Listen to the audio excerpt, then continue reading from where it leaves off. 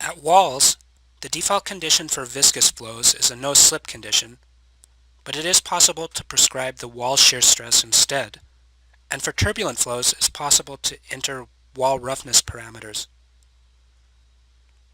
Wall boundary conditions are especially important in heat transfer problems, and more information is presented about this in Lecture 8, and wall inputs for moving zone problems will be discussed in Lecture 11.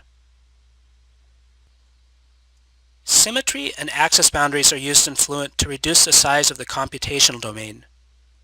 No inputs are required of the user for either of these boundary conditions. An example of symmetry boundaries is shown here at the right, where the model has two symmetry planes, and this means you only need to solve the problem for 1/4 of the entire system. To use a symmetry boundary, both the flow field and the geometry need to be symmetric.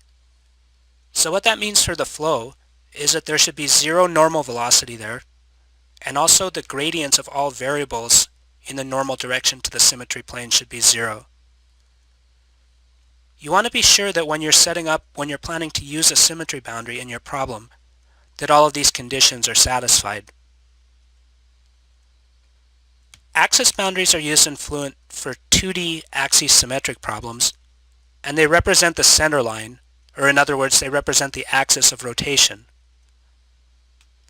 The way the axis boundary works in Fluent is that if you have an axis boundary, it must coincide with the x-axis.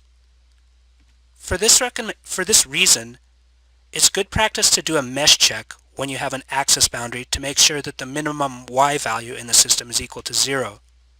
If the mesh check happens to report that you have a very small negative value for the y-coordinate, then what you want to do is use the Translate Mesh panel in the Mesh menu and translate it a small distance upwards until you get y equal to 0.